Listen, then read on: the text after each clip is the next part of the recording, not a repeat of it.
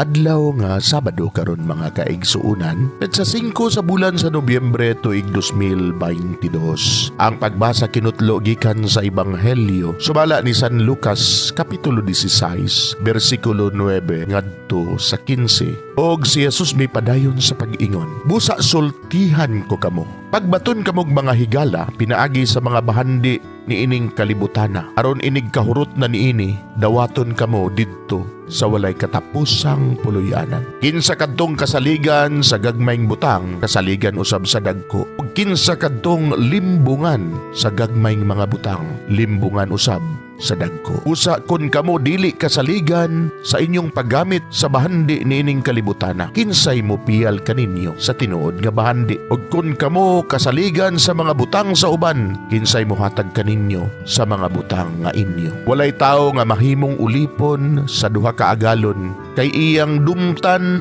ang usa ug ang usa iyang higugmaon. Unungan niya ang usa ug ang usa iyang tamayon.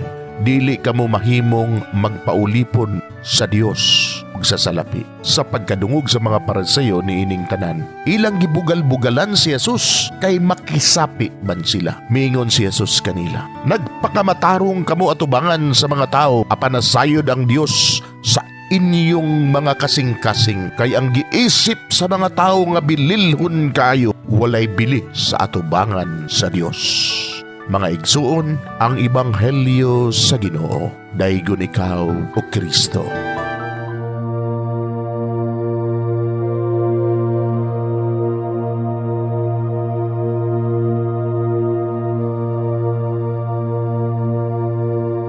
Pagampo sa dili pa magsugod sa trabaho.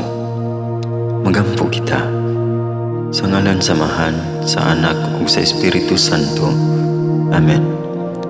Langit no namong Amahan, sa among pagsulod nining trabahoan, among gidala ang imong presensya uban kanamo. Among gipamulong ang imong kalinaw, imong grasya, imong kaluoy, ug ang imong perpektong hanay sa among mga trabaho. Among gipadayag ang imong gahom labaw sa tanan, diha sa mga butang nga among mahimo, masulti, mahuna-unaan, ug mahukman sulod nining adlaw. Ginoo, nagapasalamat kami sa gasa sa kinabuhi niining bagong adlaw, niining kahigayunan nga kami nakasulod sa trabaho ug mamahimong parte niining nga grupo. Salamat sa mga gasa nga imong gitugyan kanamo. Hamong gamiton kini diha sa pagimaya kanimo. Hatagi kami sa kusog ug kadasig sa pagbuhat sa among mga trabaho. Panalangini ang among mga proyekto, mga ideya o kusog, aron sa ingon bisan sa pinakagamay namong mga kalampusan, magahatag kini sa imong himaya. Ubani kami Ginoo sa among pagtrabaho nining adlaw. Puna kini nga lugar sa inspirasyon ug kusog. Tabangi kami nga magtrabaho isip usa ka grupo nga mapakita sa usag-usa ang kamaayo. Himuha kami nga maayo nga makabot namo ang mga butang nga kinahanglan namong buhaton. Himuha kini nga lugar nga puno sa kalipay ug panagihigalaay. Ug kamugaway ug kalinaw ang mapatigbabaw niining dapita. Ginoo, kung kami ana sa kalibog, giyahi kami. Kung kami muwadaan sa kadasig ug paglaom, dasiga kami. Himuha nga ang trabaho nga among gihimo ug ang paagi sa among paghimo niini makahatag unta kini ug hugot nga pagtuo, kalipay o pahiyom sa tanan nga among mahimamat karong adlaw. Panalangini ang among mga pamilya, among Pinoy-anan, among nasod. Himua nga magmatidud-anon kami sa pagtagad ug pag-amuma sa kalikupan ug sa tanang may kinabuhi, diha sa pagbuhat kanamo sa pagkabot sa imong pangandoy alang sa hustisya ug kagawasan.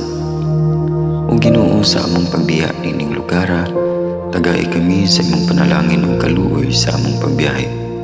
Panalangini ang among mga pamilya ug Pinoy-anan nga anaon ta sa maayong kahimtang sama sa among pagbiya kanila.